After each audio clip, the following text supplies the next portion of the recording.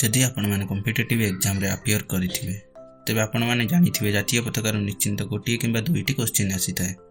तो चलंतु वीडियो को स्टार्ट करिबे। जातीय पताका तीनोटी आयतकार अंश को नहीं गठित, जेउथिरे उपरि भाग रे नारंगी रंग, मझिरे धला आ तळे सबुज रंग अछि।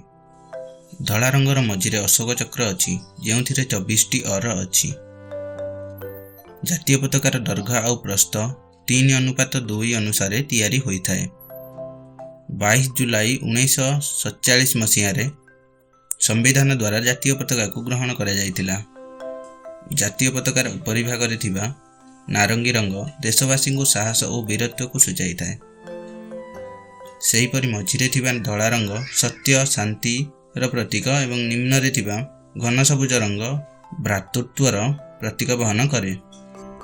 मझिरे थिबा अशोक चक्र देशर प्रगति को सूचाई थाए। पिंगाली वेंकैया भारतीय पताका को डिजाइन करथिले।